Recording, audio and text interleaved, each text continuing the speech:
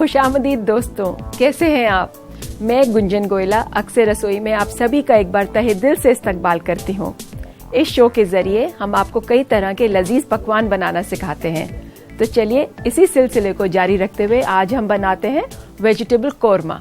सबसे पहले मिक्सी में हम इसको पीसेंगे, यानी कि थोड़ा सा नारियल आप लीजिए, कोई 1/4 कप,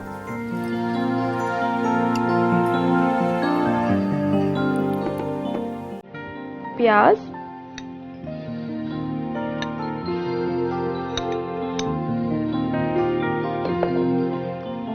अदरक,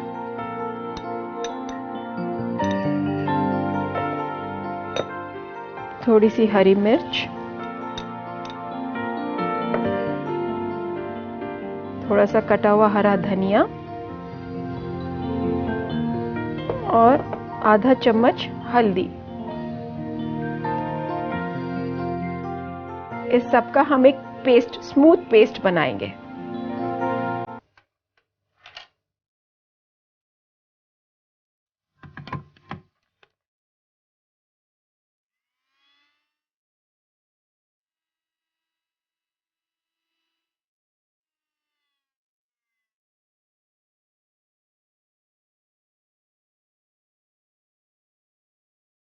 तो आइए देखते हैं कि हमारा पेस्ट कैसा बना। ये बिल्कुल सही है, बिल्कुल स्मूथ पेस्ट बनाइए, क्योंकि आपने इसमें हल्दी और हरा धनिया डाला था, तो कितना खूबसूरत रंग निकल के आया है। इसे हम एक छोटे से बोल में निकालते हैं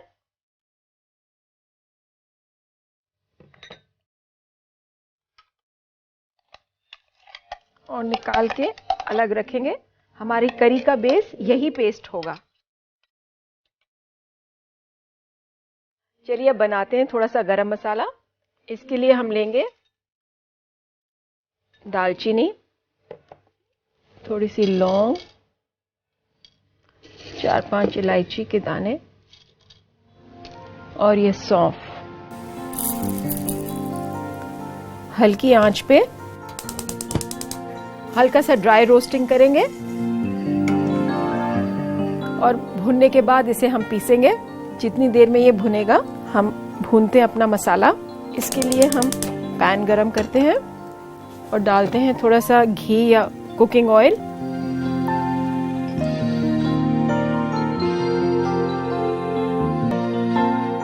तो ये घी गरम हो गया है, इसमें हम डालेंगे थोड़ा सा तेज पत्ता।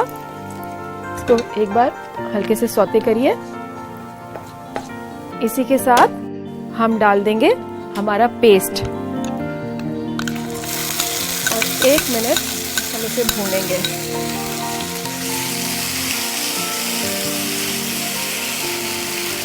इसमें आप चाहें तो थोड़ा सा पानी डाल सकते हैं।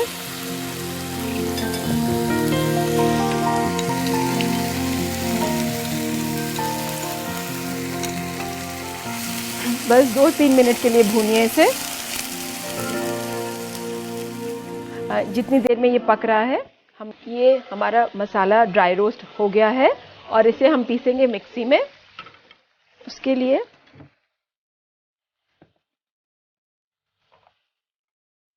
इसको हम निकाल के इसमें पीसते हैं।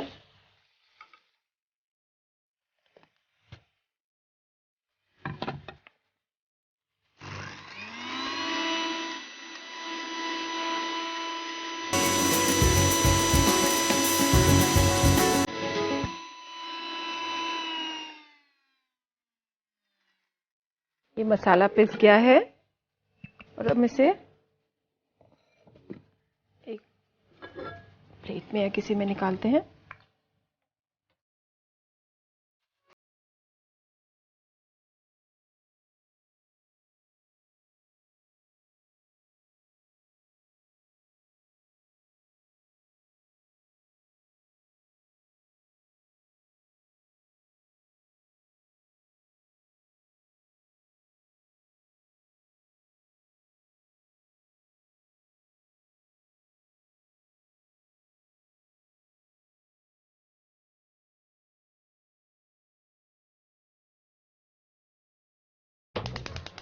हल्का सा बॉईल करेंगे, थोड़ा सा पानी और डालें। उबालते वक्त इसमें डालिए 1/4 चम्मच नमक और हम इसे करेंगे कवर। दोस्तों, पार बॉईल का मतलब होता है हल्का सा बॉईल, और जो इसका स्टॉक बनेगा, स्टॉक उसे कहते हैं जो पानी जिसमें ये उबाला जा रहा है, तो जो इसका रेजिड्यू यानी जो इसका बचा हुआ पानी, उसको हम वेजिटेबल स्टॉक बोलते हैं। उसी समेत हम इस करी में डालेंगे जो कि एक ग्रेवी बनेगी। अभी हमने इस बेस को यानी कोकोनट पेस्ट को इतनी अच्छी तरह भूना है और ये हो गया है ड्राई, तो इस स्टॉक से इसमें करी का बेस आएगा।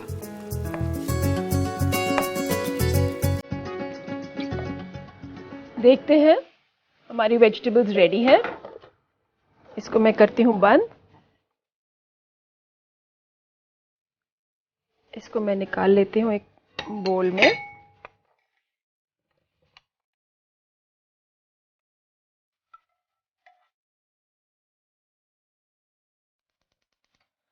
अब हम पैन में पार बॉईल करेंगे अपनी बीन्स। इसके लिए मैं हल्का सा पानी डाल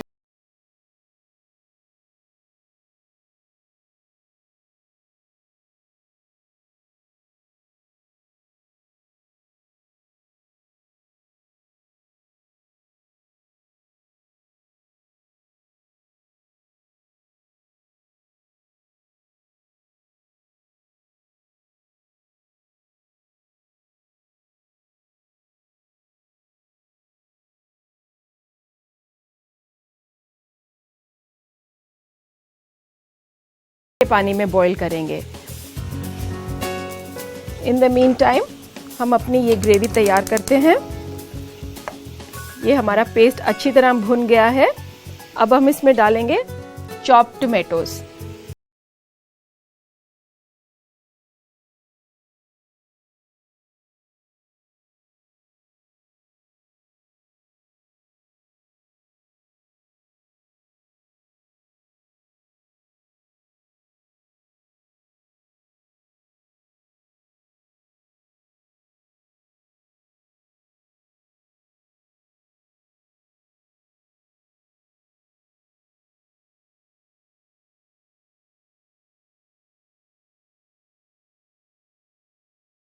पानी डाल सकते हैं इसमें।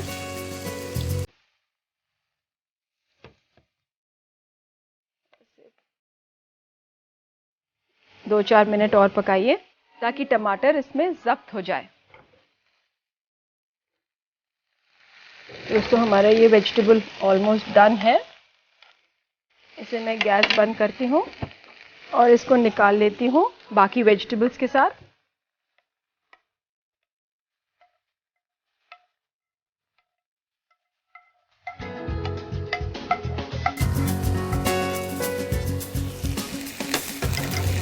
हल्का सा इसे और भून लीजिए।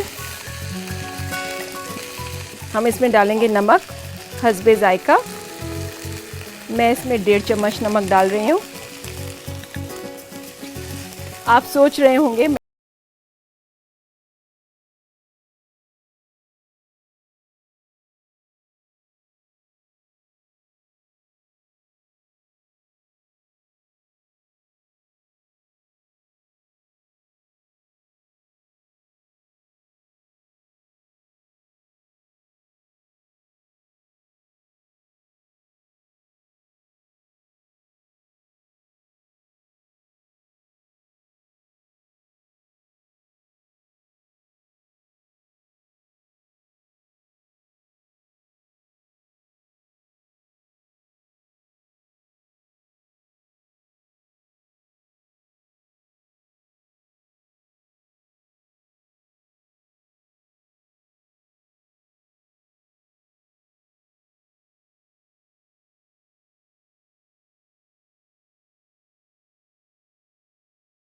आपस में जब्त हो जाए।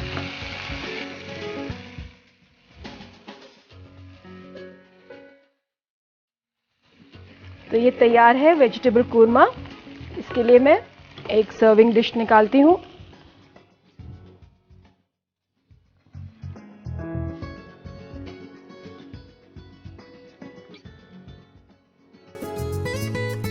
इसे आप ब्रेड के साथ, चपाती या राइस के साथ सर्व करें। अच्छा कॉम्बिनेशन है ये और ड्राई वेजिटेबल है और आप देखेंगे इसमें तकरीबन सारी वेजिटेबल्स आ गई।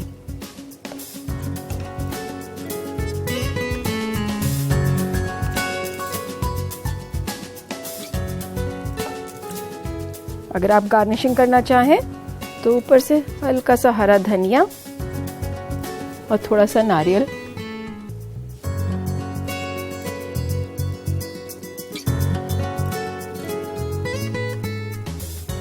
तो लीजिए साहब, तैयार है वेजिटेबल कोरमा।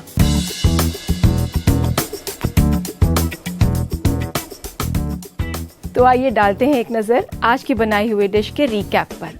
वेजिटेबल कोरमा बनाने के लिए हमें चाहिए 100 ग्राम बीन्स कटा हुआ, 100 ग्राम गाजर कटा हुआ, 100 ग्राम मटर उबला हुआ और छिलका उतार के, 100 ग्राम आलू कटा हुआ, 100 ग्राम टमाटर कटा हुआ, 2 अदद तेज पत्ता, 4 से 5 अदद इलायची, 4 अदद दालचीनी, 2 बड़ा चम्मच घी, 7 से 8 अदद लौंग, 2 तिहाई कप नारियल कद्दूकस किया हुआ, 2 छोटा चम्मच हरा धनिया कटा हुआ, 2 छोटा चम्मच सौंफ, 1 छोटा चम्मच अदरक कटा हुआ, 2 अदद हरी मिर्च कटी हुई, 2 बड़ा चम्मच प्याज कटी हुई, आधा छोटा चम्मच हल्दी पाउडर और नमक हस्बे जायका। सबसे पहले मिक्सी में नारियल, प्याज, अदरक, कटी हुई हरी मिर्च, कटा हुआ हरा धनिया और हल्दी मिलाकर महीन पेस्ट बना लें और एक बर्तन में निकाल लें। इसके बाद गरम मसाला बनाने के लिए पैन में डालें दालचीनी, लौंग, इलायची और सौंफ डालकर भून लें। भुनने के बाद इसे मिक्सी में पीसकर पाउडर बना लें। इसकी ग्रेवी बनाने के लिए एक पैन में घी गरम करें, इसमें डालें तेज पत्ता और बनाया हुआ पेस्ट तेज पत्ता में मिला दें और इसे भूनें। कटे हुए आलू और गाजर को पानी डालकर रख दें उबालने के लिए। साथ ही इसमें डालें नमक। उबालने के बाद निकाल लें एक बर्तन में। फिर इसी पैन में बीन्स को भी पार बॉईल करके निकाल लें। उबले हुए मटर को इन वेजिटेबल्स के साथ मिला दें। फिर भूनते हुए ग्रेवी में डालेंगे कटे हुए टमाटर और थोड़ी देर पका लें। इसमें मिलाएं नमक और फिर सब्जियों को डालकर 2 मिनट और पका लें। हरा धनिया और नारियल से गार्निश करें। लीजिए तैयार है वेजिटेबल कोरमा। वक्त हो चला एक छोटे से ब्रेक का। दोस्तों, ये सेगमेंट मेरा पसंदीदा सेगमेंट है क्योंकि इसमें मुझे मिलते हैं आपके खत पढ़ने को। मगर उससे पहले आइए डालते हैं नजर आज के बदलते हुए फूड ट्रेंड्स पर। आजकल खाने को पेश करने का तरीका भी बदल गया है, इसलिए आज हम बताएंगे खाने को सजाने यानी गार्निश करने के कुछ बुनियादी टिप्स। गार्निश करने से पहले ख्याल रखें कि किस तरह का फूड या ड्रिंक है। जैसे सूप थोड़ा बोरिंग दिखता है तो आप उसमें क्रीम, दही, फ्लेवर्ड ऑयल या कद्दूकस किया हुआ चीज इस्तेमाल कर सकते हैं। सब्जी के पकवान को गार्निश करने के लिए आप पुदीना, हरा धनिया, सिट्रस फ्रूट्स के छिलके, बादाम और कद्दूकस किया हुआ अदरक का इस्तेमाल कर सकते हैं। गोश्त को गार्निश करने के लिए अलग अलग तरह के सॉसेस, हर्ब्स और स्पाइसेस का इस्तेमाल किया जा सकता है। स्वीट डिश गार्निश करने के लिए आप ताजे फल, ड्राई फ्रूट्स, फेटा हुआ क्रीम, अलग अलग तरह के चॉकलेट्स, पिसी हुई चीनी और खाने वाले फूलों के पत्ते का इस्तेमाल करके इन्हें दिलकश बना सकते हैं। इसके अलावा गाजर, टमाटर, शिमला मिर्च, नारंगी, नींबू, इन सब से भी आपका खाना और शरबत अच्छी तरह गार्निश किया जा सकता है। बाजार में कई गार्निशिंग टूल्स भी मिलते हैं, चाहे तो आप उनका भी इस्तेमाल कर सकते हैं बेहतर नतीजे के लिए। पार्चमेंट कोन या पेपर कोन्स, एप्पल कोरर, सिट्रस स्ट्रिपर, ग्रेटर या कद्दूकस, कुकी कटर्स, टूथपिक्स, सीख और सब्जी छीलने वाला। अगर आप गार्निश के लिए सिट्रस फ्रूट्स ले रहे हैं जैसे नारंगी और नींबू, तो आप सिट्रस स्ट्रिपर, वेजेस और ट्विस्ट का इस्तेमाल ड्रिंक, फिश आइटम्स और स्वीट डिश में कर सकते हैं। गार्निशिंग में जिस बर्तन में परोसा जा रहा है और कैसे परोसा जा रहा है उसका भी अहम किरदार होता है। जैसे खाने और प्लेट के रंग के कंट्रास्ट का ख्याल रखें और प्लेट में खाने को अच्छे से सजाएं ताकि वो खूबसूरत दिखे। और आइए अब लेते हैं आज का पहला खत। सीमा मसूरी से पूछती हैं, पुदीने के पत्ते को ज्यादा वक्त तक फ्रिज में कैसे स्टोर करके रख सकते हैं क्योंकि कुछ दिनों बाद वो पत्ते काले हो जाते हैं। सीमा, इसका एक बहुत आसान तरीका है। पुदीने के पत्तों को आप अखबार के कागज में लपेट कर फ्रिज में रखें और जितनी जरूरत हो एक बार में सिर्फ उतने ही पत्ते तोड़ें। ये दूसरा खत रिजवान का दिल्ली से पूछते हैं कि मेरी 6 बार कोशिश करने के बाद भी मंचूरियन बॉल्स क्रिस्पी नहीं बनते। आधा डब्बा कॉर्नफ्लावर डालने के बावजूद ये भी सौगी हो जाते हैं। प्लीज कुछ मशवरा दें, मैं अपनी बीवी को सरप्राइज देना चाहता हूँ। रिजवान, मंचूरियन बॉल्स में अगर आप ज्यादा कॉर्नफ्लावर डालें या कम कॉर्नफ्लावर डालें, इससे क्रिस्पीनेस का कोई आपस में लिंक नहीं है। आप जब भी पत्ता गोभी काटें उसको निचोड़ के काटें और काटने के बाद भी थोड़ा पानी उसमें से निकाल लें। थोड़ा सा कॉर्नफ्लावर मिलाएं और हाई हीट पे उसको फ्राई करें। आपके बॉल्स सॉफ्ट और क्रिस्पी दोनों ही बनेंगे। ये तीसरा खत सना सिवान बिहार से पूछती है, घर पे ताज़ी क्रीम कैसे बनाई जा सकती है। सना, घर पे फ्रेश क्रीम बनाने का एक आसान सा तरीका मैं बताती हूँ आपको। आप मलाई इकट्ठी करें, उसे एक कांटे से अच्छी तरह फेंट लें। फेंटने के बाद आप उसे छन्नी से छान लीजिए। जब वो छन जाएगी आप उसे थोड़ी देर चाहे फ्रिज में रख सकती हैं, तो वो और भी गाढ़ी हो जाएगी। मगर बाजार का कोई सब्स्टिट्यूट नहीं है, क्योंकि उनके पास सेपरेटर्स होते हैं जो कि घर पे लाने नामुमकिन है। तो ये था हमारा आज का आखिरी खत। ब्रेक से पहले हमने बनाया था वेजिटेबल कोरमा और अब बारी है ऑरेंज एंड स्पिनच सैलेड। तो आइए शुरू करते हैं सैलेड। स्पिनच को थोड़ी देर पहले आप साफ करिए ठंडे पानी से और उसको थोड़ी देर बर्फ के पानी में भिगो दीजिए ताकि आपका सैलेड क्रिस्प रहे। जितना ठंडे पानी में आप रखेंगे सैलेड अपना क्रिस्पनेस लेगा और उतनी देर उसकी ताजगी भी बरकरार रहेगी। इसको हम डालते हैं एक बड़े बोल में।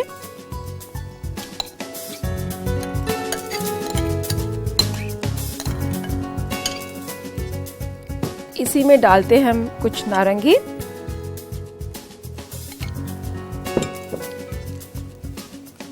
सच मानिए सैलेड एक अपनी ओन क्रिएटिविटी है। अगर आप इसमें चेरीज डालना चाहें तो आप चेरीज डालें, स्ट्रॉबेरीज भी डाल सकते हैं।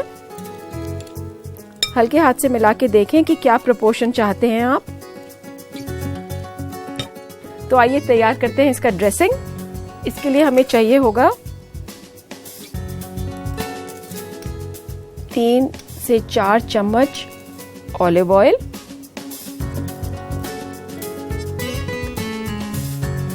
थोड़ा सा विनेगर,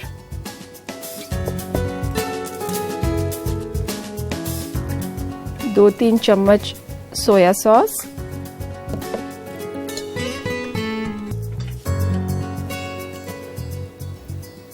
1-1.5 चम्मच चीनी,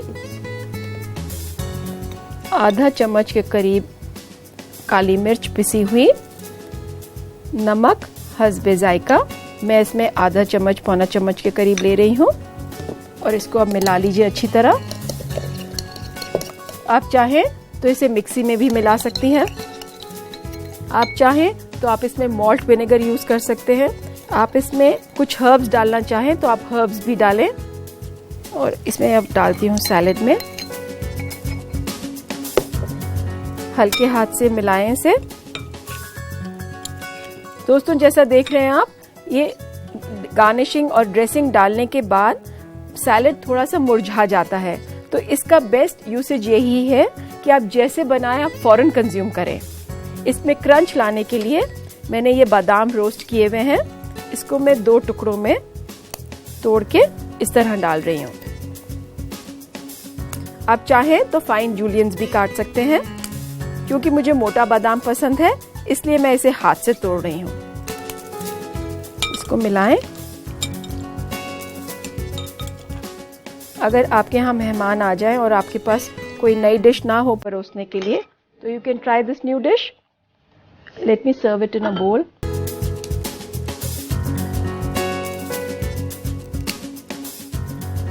आपका ऑरेंज एंड स्पिनच सैलेड बिल्कुल तैयार है।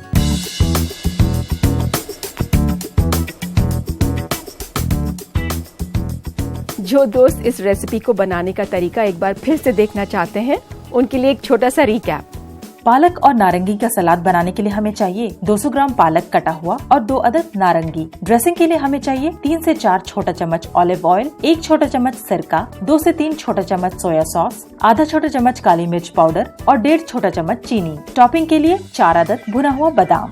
एक बड़े बर्तन में डालें कटा हुआ पालक और नारंगी छिलका उतरा हुआ और हल्के हाथ से मिला लें। इसकी ड्रेसिंग के लिए एक अलग बर्तन में डालें ऑलिव ऑयल, सिरका, सोया सॉस, चीनी, पिसी हुई काली मिर्च, नमक और इन सबको अच्छी तरह मिला दें। इस लिक्विड को सलाद में डाल दें और हल्के हाथ से मिलाएं। फिर इसमें भुना हुआ बादाम डालें और एक बार फिर मिलाएं। बादाम से गार्निश करें। आपका पालक और नारंगी का सलाद तैयार है।